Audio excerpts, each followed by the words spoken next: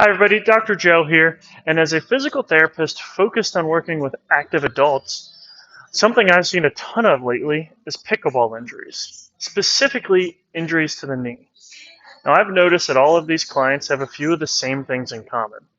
So what I did was I went ahead and put together a list of 5 things that you could measure to tell you whether or not you're at risk for a knee injury during pickleball. Some of them are flexibility, some are strength and control. All of them are going to give you some insight into what you need to do better to either avoid knee injury or get over one you have. So follow along. We're going to go 1 to 5. And if you have any questions, please reach out.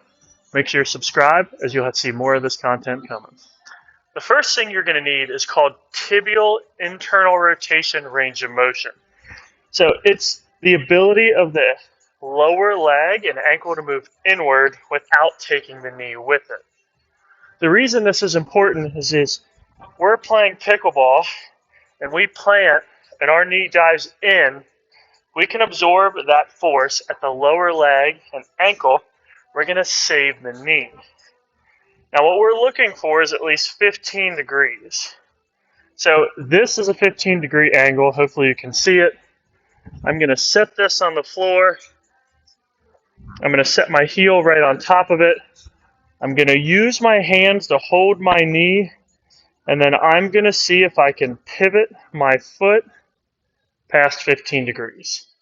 And I can. Now 15 is your minimum, 20 to 25 is even better.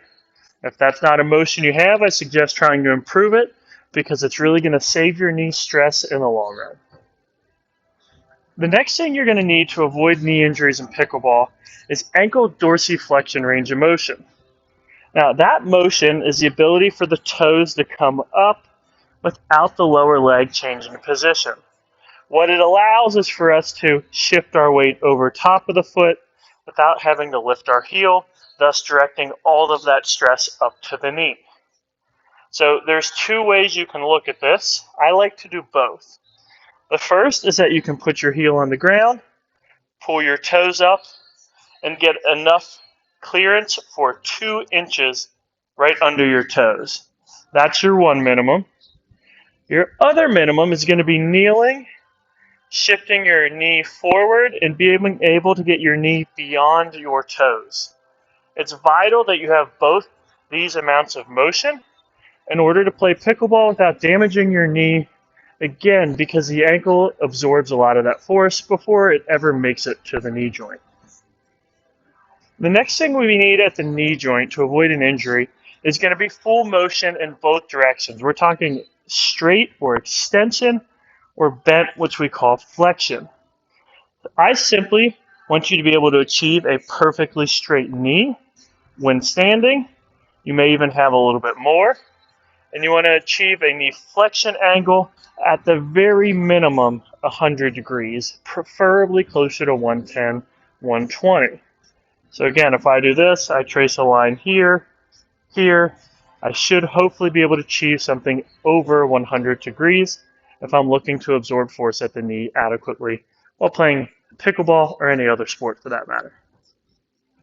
The next thing on our list is going to be hip mobility or flexibility. You can call it whichever you want, but either way, another way to protect our knee, in addition to making sure our ankle has enough motion, is to make sure our hip has enough motion.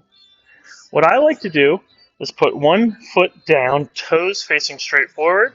I'm going to keep that firmly planted to the ground, step my other foot over top.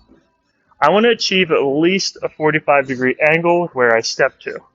So this is our 90. I want to be able to at least get halfway to toes at the wall, and I want to be able to do that on each side in order to consider myself having adequate hip mobility to avoid injury. The final thing on my list for avoiding knee injuries during pickleball is the ability to balance on one leg. But I don't want it to just be a simple balance. I want dynamic. When you're playing pickleball, you're moving in all kinds of different directions, which means you have to be able to stabilize shifting weights in your moving body above that leg. So all I want you to do is balance on one leg, a little bit of bend in your knee. You should be able to tap to the front, to the side, and behind. I would say you're going to want the minimum 18 inches of reach from toe to where you tap. in the front, on the side, and behind. And if you can't do any of those without having to regain your balance or grab onto something for support, then your lack of balance is going to put you at jeopardy of some injuries during pickleball. Thanks for following along, everybody. I really appreciate your time. If you are deficient in any of these movements and you don't know what to do about it, leave me a comment below and I'm happy to address it specifically with you, or I can put together a video for everybody so that I know what you all need to work on and I can help you in that. Thanks. Please subscribe and hang around for a while.